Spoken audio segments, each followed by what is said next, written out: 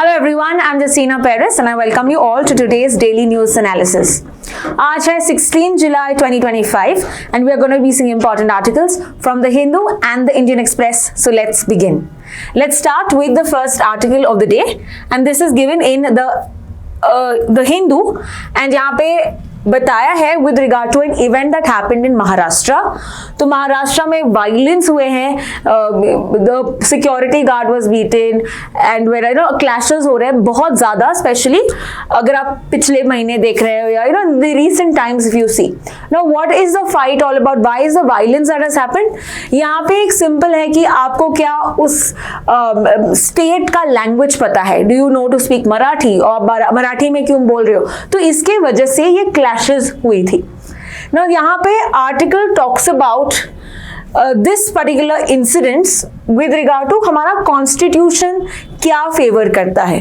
What is secularism in this context, ये हम अभी डिस्कस करेंगे. So let's start with secularism. What do you mean by secularism? Now secularism के दो अलग कॉन्सेप्ट्स हैं इंडिया में और वेस्टर्न वर्ल्ड में. तो वेस्टर्न कंट्रीज का सेक्युलरिज्म थोड़ा अलग है और इंडिया का थोड़ा अलग है. So let us understand how is it different. So the term secularism, this originated in the 19th century England and यहाँ पे बोलता है कि the complete separation of state and religion. यानी state यानी कि government will not interfere in the matters of the religion. Religion will not interfere in the state, in the government. दोनों अलग हैं. But let's understand Indian secularism कैसा अलग है. Indian secularism कहता है कि यस, हमारा स्टेट, हमारा गवर्नमेंट का कोई एक सिंगल रिलीजन नहीं है. Okay, there is no recognized religion for the government. जैसे पहले मुगल डायनेस्टीज हुआ करती थी, right. So the rajas used to endorse Islamic religion, but यहाँ पे हम देखते हैं they don't have any, the state does not have any religion. ये गारंटी करता है religious freedom on the basis of tolerance and equality, यानी कि सब रिलीजन्स इक्वल है. All the religions are equal in the eyes of the law. Further citizens के पास भी चॉइस है कि तुम अपना रिलीजन खुद चुन सकते हो. You have the right to profess and practice your religion. And which article are we talking about?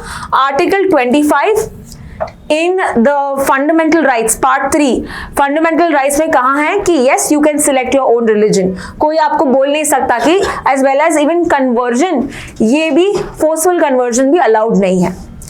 Next, secularism जो है it consist of linguistic neutrality and religious neutrality. मतलब सिर्फ रिलीजन के बेसिस पे हम नहीं बोल रहे secularism, we are also talking about languages, linguistic. So यहाँ पे भी state will not endorse a specific language in that case. Okay, so it is not pro or anti religion or pro or anti language. एक किसी के language के खिलाफ नहीं है, एक language के pro भी नहीं है. ये भी Indian secularism का part है. Now remember, secularism as a term was added in the preamble. Originally हमारे प्रियम्बल में सेक्युलरिज्म नहीं था, but 3 words were added by an amendment which is the 42nd Constitutional Amendment Act of 1976. And which were the 3 words that were added? Secularism, okay, then there was socialism and integrity. तो ये 3 words are added in the constitution, in the preamble, in the 42nd Constitutional Amendment Act of 1976. Now let's understand with regard to the debate that they have with official language and national language. Does India have a national language? The answer is no. As we said कि India यहाँ पे कोई pro language नहीं है, anti language नहीं है, ठीक है. So yes, we don't have a single, you can say, national language. यहाँ पे हम देखते हैं ये कर रहे क्यों? Because we have so many languages in India. तो सबको यहाँ पे इक्वल रिस्पेक्ट मिलता है एंड इक्वल प्रोटेक्शन मिलता है. That is why no single national language. 8th schedule में we have recognise some languages. तो 8th शेड्यूल, सो टोटल कितने शेड्यूल्स हैं? 12. और इन 12 में 8th schedule talks about 22 scheduled languages. Okay, so 22 ऐसे scheduled languages, mainly the recognized languages in various states. The the state languages की बात करते हैं, the mother tongue या regional languages की बात करते हैं, that are spoke by many people in India. तो वो आते हैं scheduled languages में. So here we see article 343 यहाँ पे ये कहता है कि ऑफिशियल लैंग्वेज जरूर है, तो ऑफिशियल मैटर्स के लिए हम एक लैंग्वेज का इस्तेमाल कर सकते हैं, which is that language according to article 343 Hindi in Devanagari script, इसको ऑफिशियल लैंग्वेज कहा जाएगा, एज वेल एज इंग्लिश जो है, right, that also would be continued, we understand right from the constitution के बिगिनिंग से.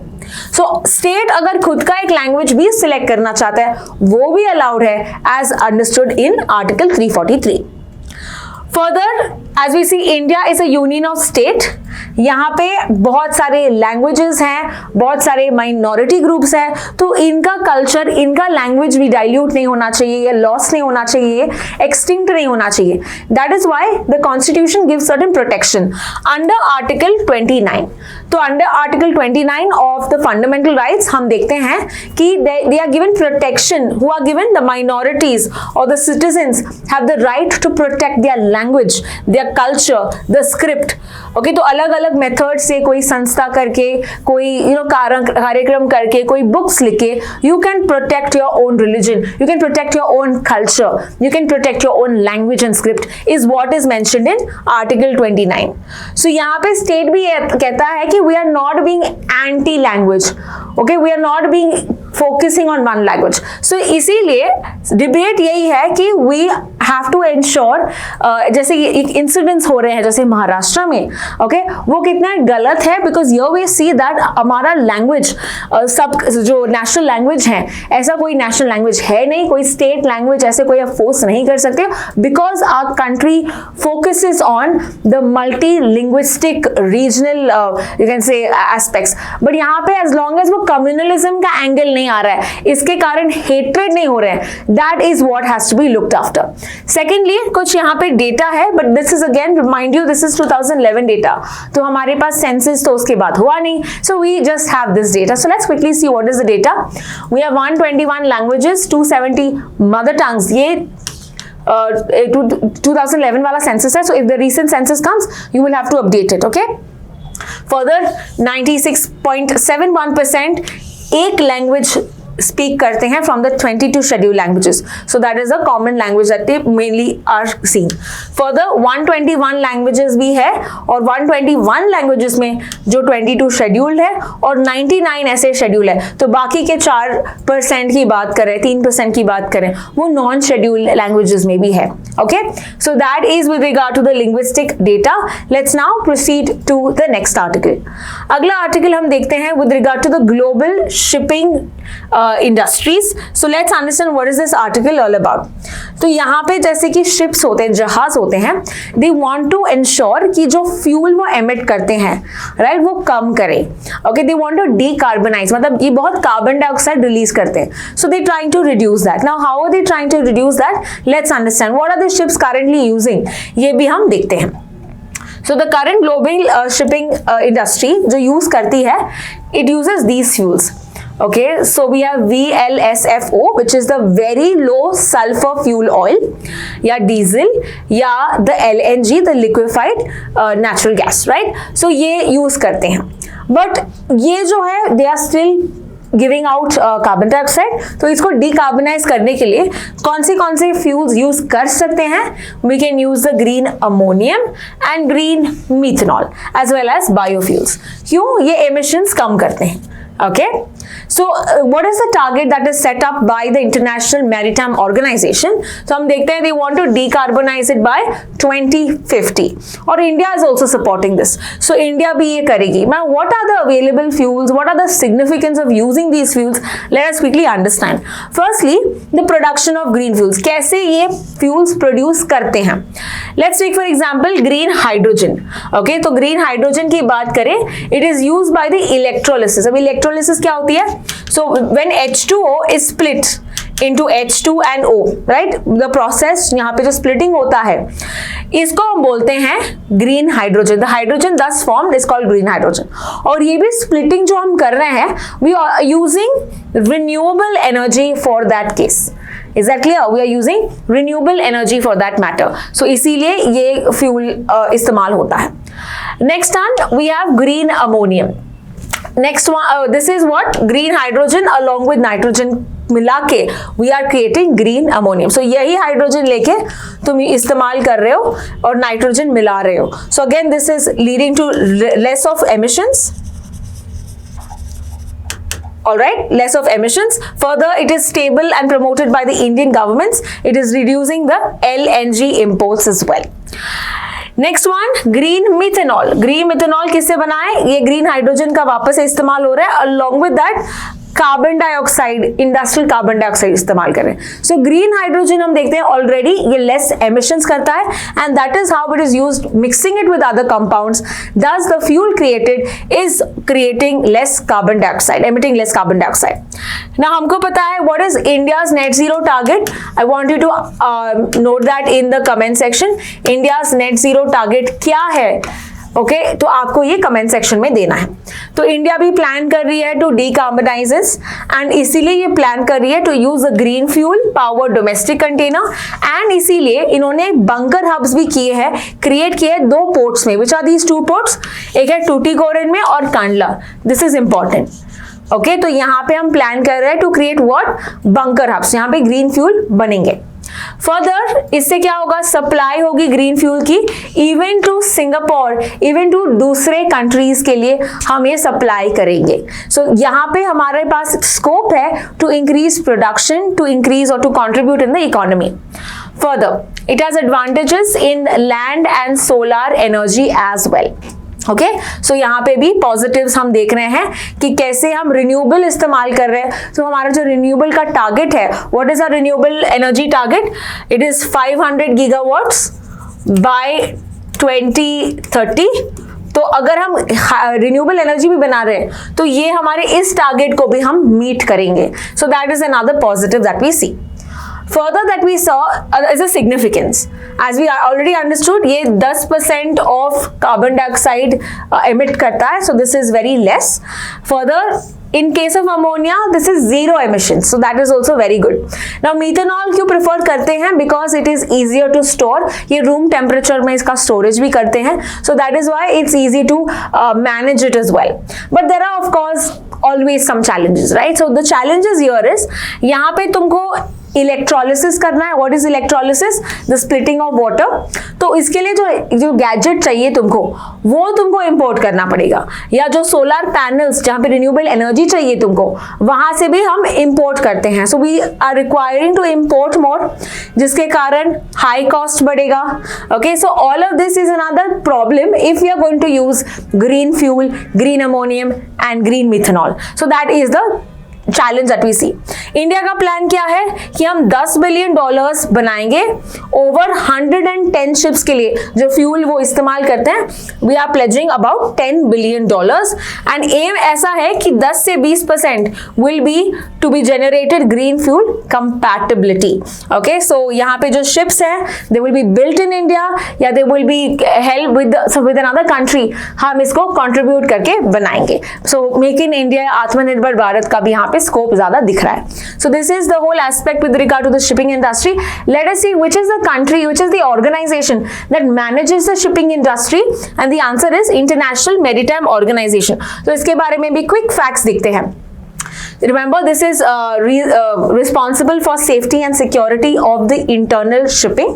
ठीक है. Further, हम देखते हैं this is to ensure the prevention of pollution. तो ये ships जो है ये pollute ना करे, ये emissions कम करे.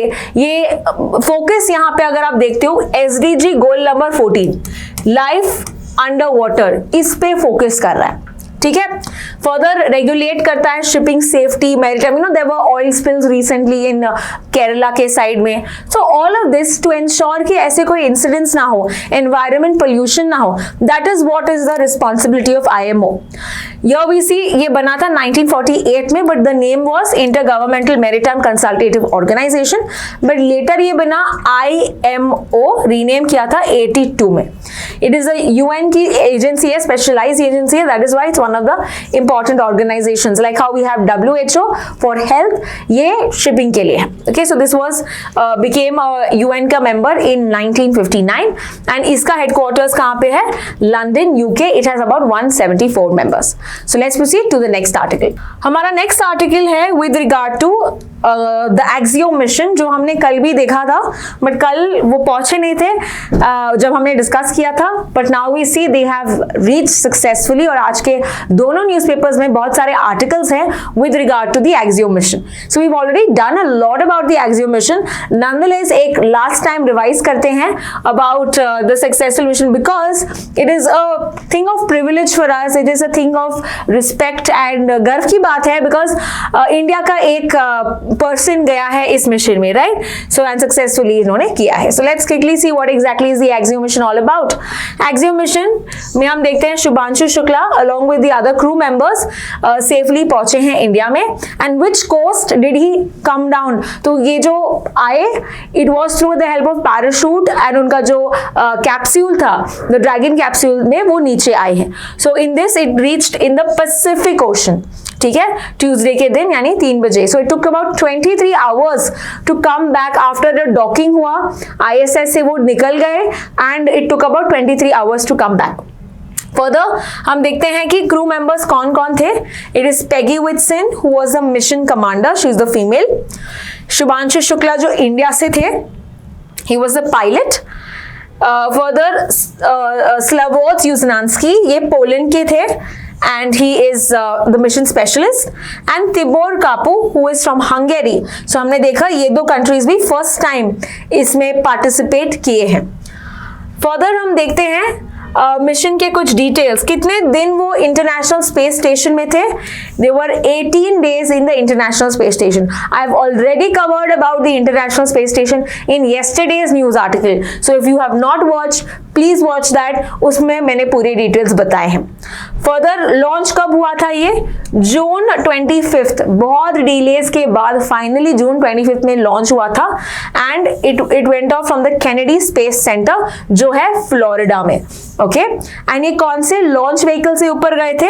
The launch vehicle is falcon 9. And जो स्पेस क्राफ्ट था जिन्होंने हमारे शुभांशु शुक्ला ने चलाया, उसका नाम क्या था स्पेस क्राफ्ट का? SpaceX Crew Dragon. SpaceX Crew Dragon. This was the name of the spacecraft that was used by the mission.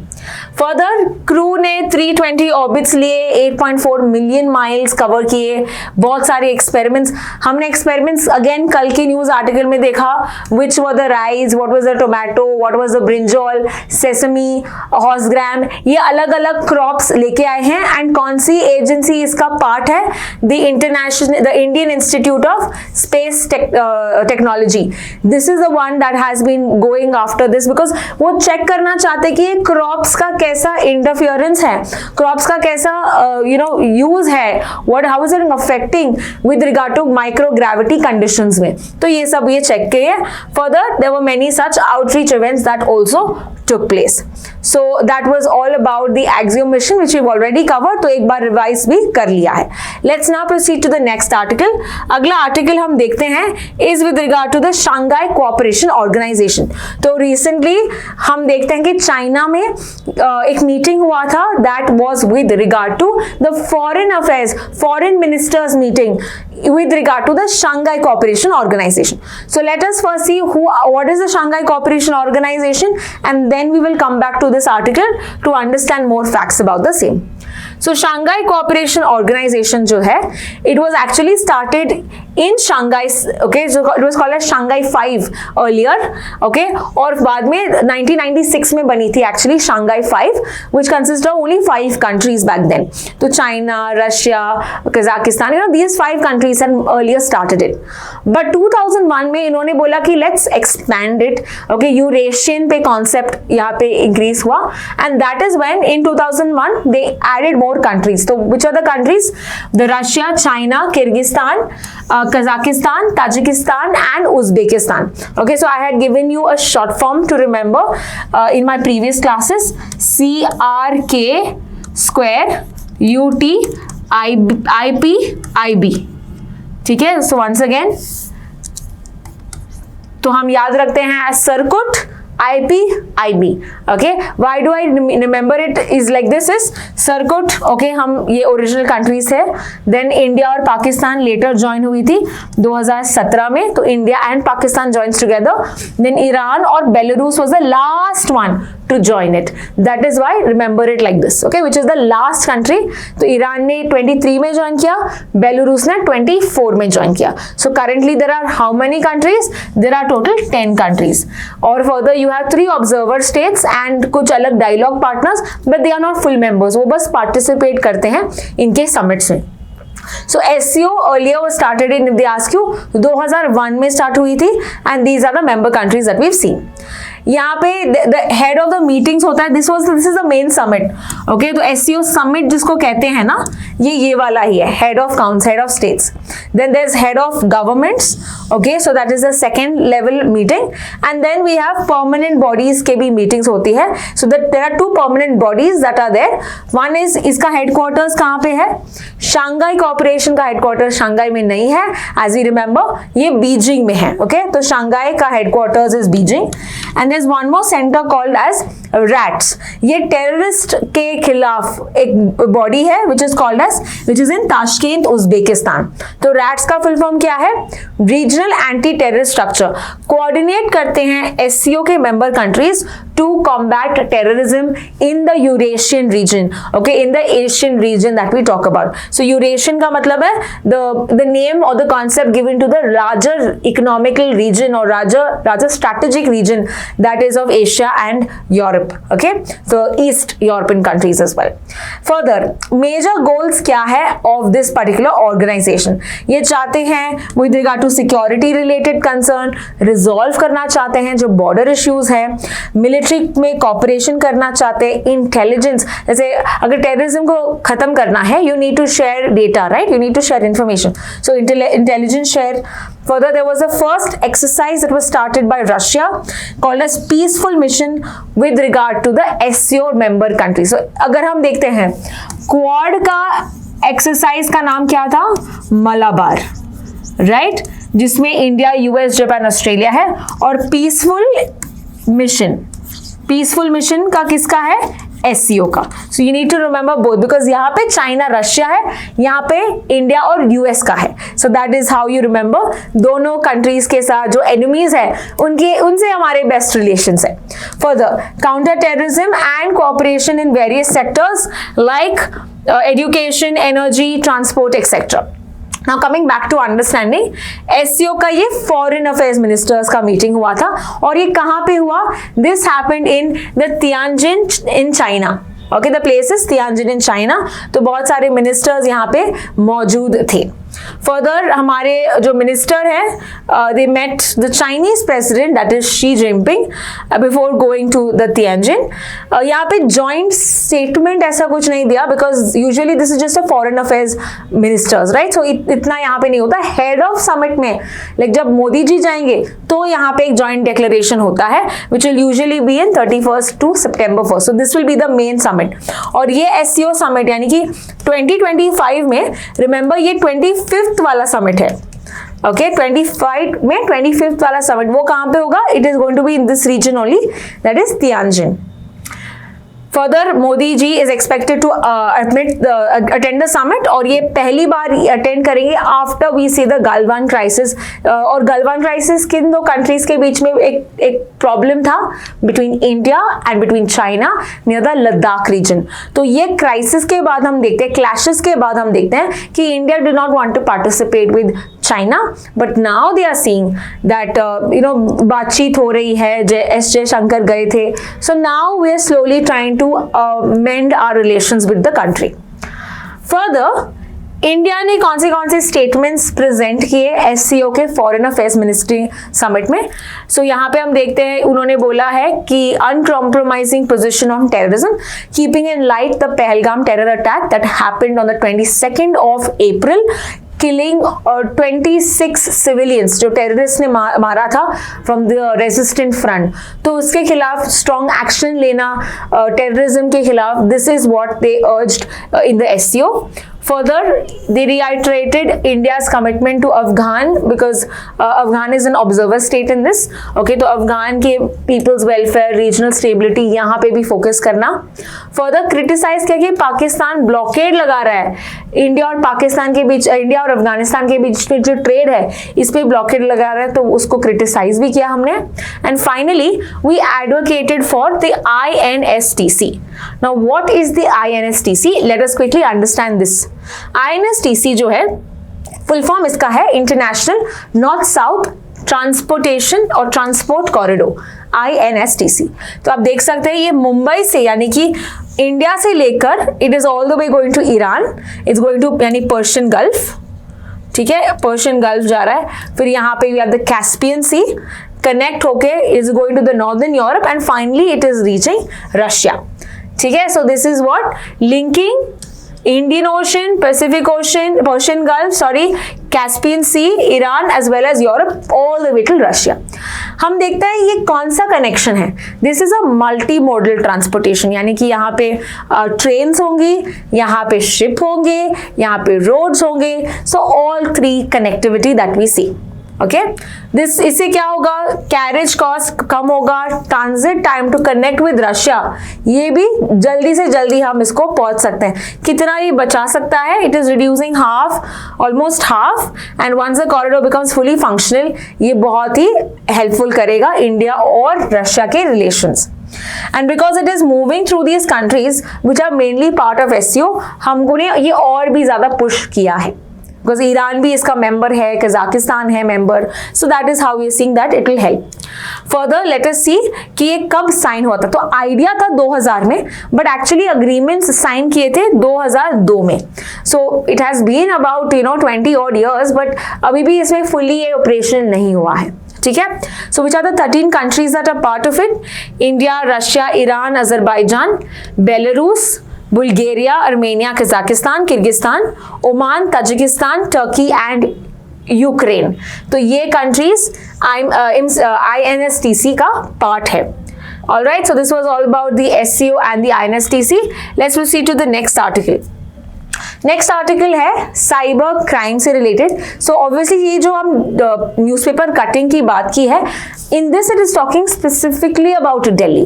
Okay, but of course अगर हम देखें cyber crime it is affecting the whole of India, not just Delhi. But Delhi के मामले में हम देखते हैं कि इन्होंने 700 करोड़ दिल्ली के citizens have lost 700 crores in 2024 because of cyber crimes alone.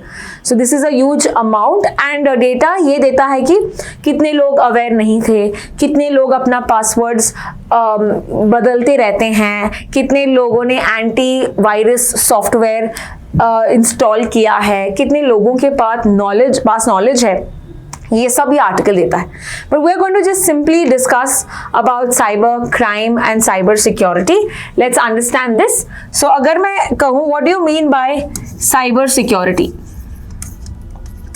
Okay, cyber security की अगर हम बात करें, it is mainly the use of software, okay, use of software to tackle cyber crimes.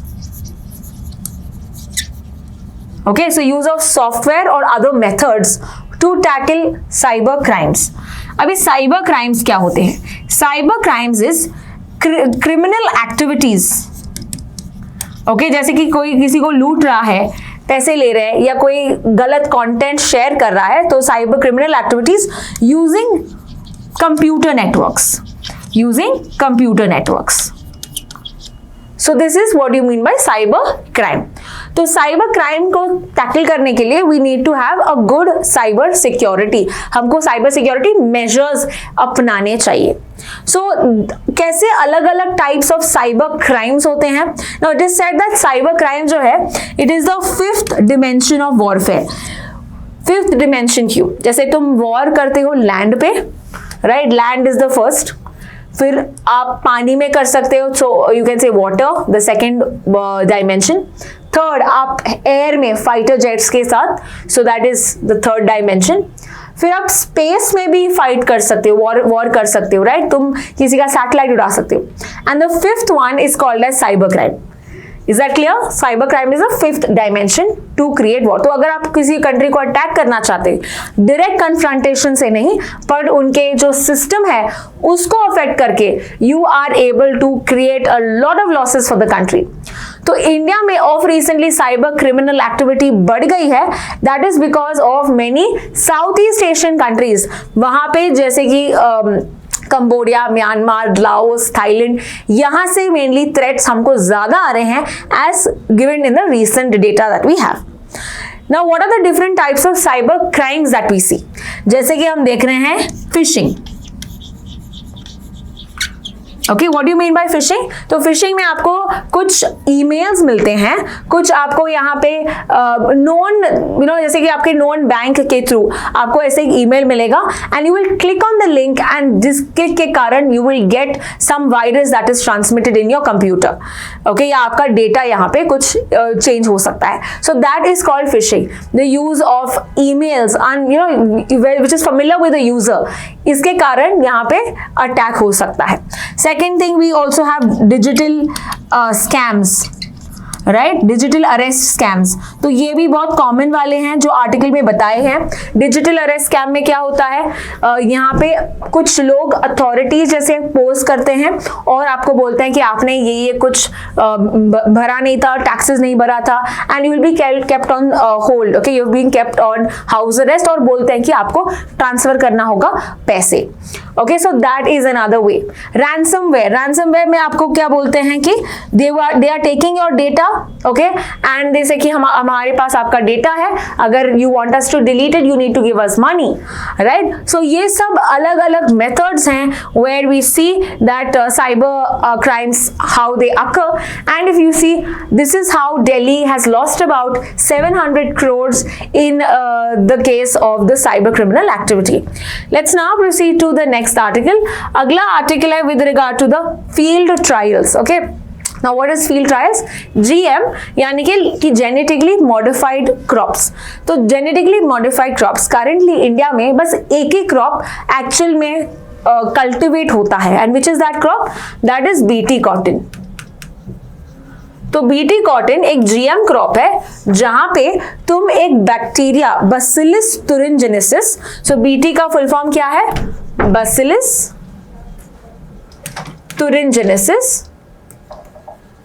तुरिनजेनेसिस। तो ये बैक्टीरिया का तुम एक जीन लेते हो और तुम ऐड करते हो इस प्लांट क्रॉप में कॉटन की, जिसके कारण यहाँ पे एक नॉर्मली एक इन्फेक्शन होता है। किसका इन्फेक्शन होता है? The pink bollworms. Okay, normally ये कॉटन प्लांट को पिंक बॉलवर्म्स का इन्फेक्शन होता है। So because of this you see that the infection does not happen, and इसके कारण जो इंसेक्टिसाइड और सब तुम डालते हो वो तुमको नहीं डालना पड़ेगा। So that is how it has helped the farmers in that case, and it has helped the environment for that matter as well.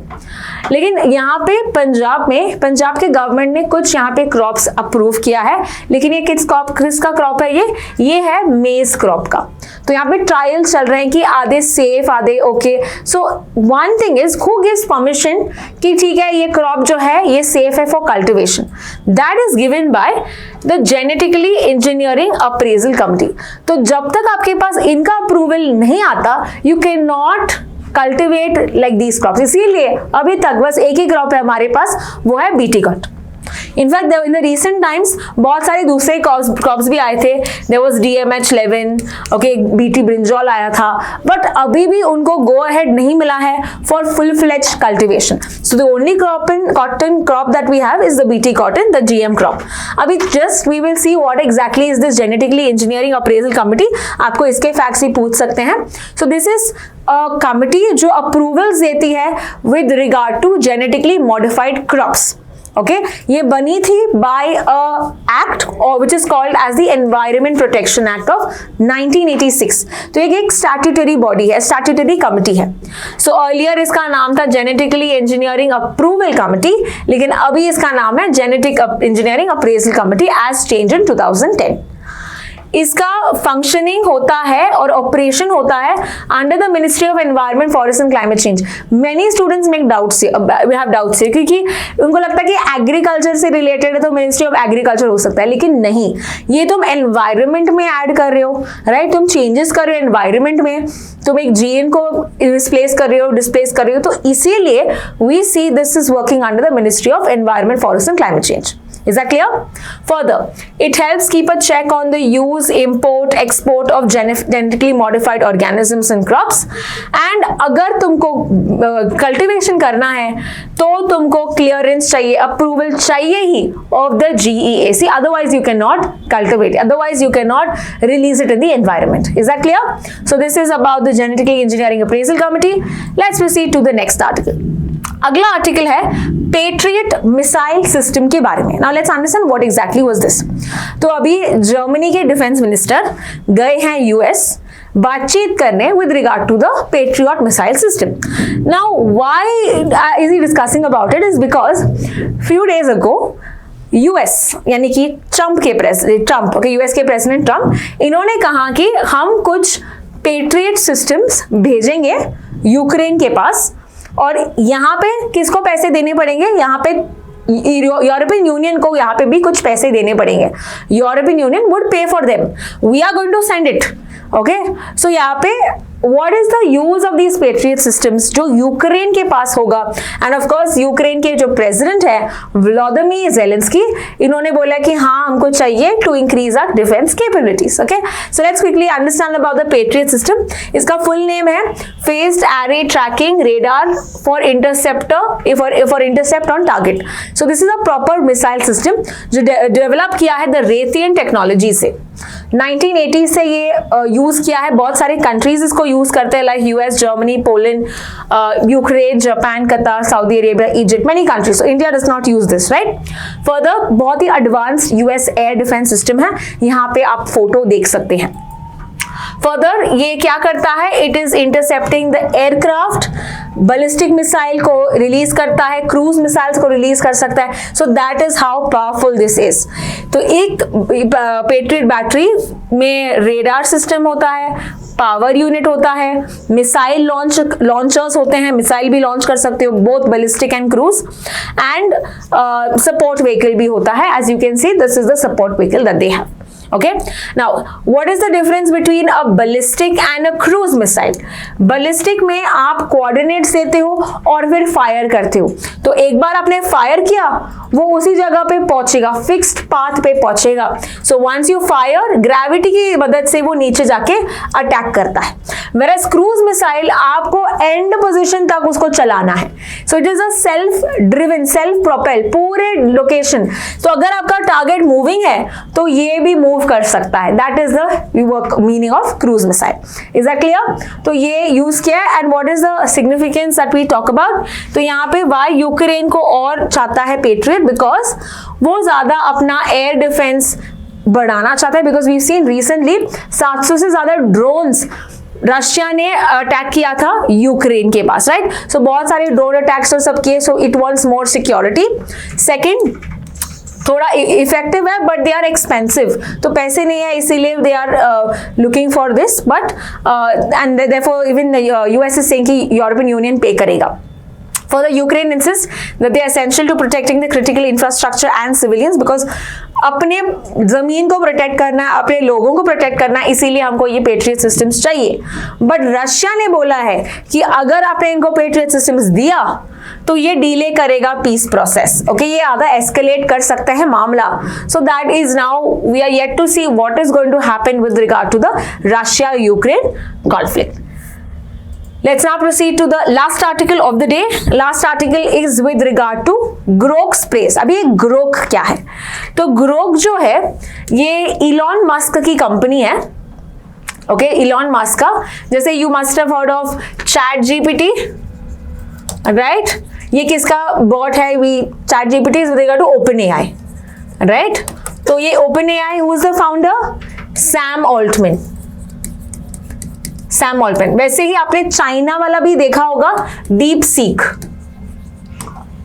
Deep seek is another AI company. किस who is the founder? That is Wenfeng. Okay, Wenfeng, right. So यहां पे हम देखते हैं Elon Musk का भी एक AI company है and that is called as XAI. Okay, so XAI के फाउंडर है इलॉन मस्क और XAI का जो चैटबॉट है it's called as Groks. Okay, तो ये चैटबॉट ने क्या किया रिसेंटली, इन्होंने हिटलर को प्रेस किया. हिटलर को प्रेस किया with regard to what? With regard to the Jews के जो हॉलोकॉस्ट है, राइट? तो उसके लिए वो प्रेस किया and that is why Elon Musk had to apologise for the same कि हाँ ये गलती है क्योंकि वो कंपनी के ओनर है. So let's understand a little about this. What happened with the Grok? Grok एक एआई चैटबॉट है, सॉरी, जो बनाया है by Elon Musk, right? And the company's name is XAI and उन्होंने उनके सोशल मीडिया यानी कि X यानी कि ट्विटर में बताया कि okay, sorry for that also and it is built in the social media. Inbuilt है ये सोशल मीडिया, जैसे कि जेमिनी पता है गूगल का है वैसे ही. So people it talked, it praised Hitler, it said about anti semitic मतलब अगेंस्ट जूइश पीपल. ओके, इसके बारे में बताया, ऑफेंसिव थिंग्स बोला एंड ये बहुत बड़ा कंट्रोवर्सी था. Then he apologised. So what exactly was the problem with it, ये आर्टिकल में एक्सप्लेन किया है. It was because of the code path या द एक पीस ऑफ कोड था जिसने एक प्रॉब्लम क्रिएट किया and it messed things up.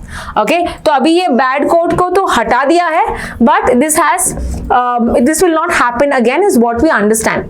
But ऐसे सब इंसिडेंट्स को कैसे रोक सकते हैं ये भी आर्टिकल में कवर किया. जैसे कि यहाँ पे बोला है कि you give them a hardcore conversation, मतलब यही तुमको बताना. Example, if you talk anything और if you ask anything regard to China के ऑपरेशंस के बारे में अगर आप डीप सीक से पूछते हो, चाइना कहता है I am sorry, I am not able to give you the answer.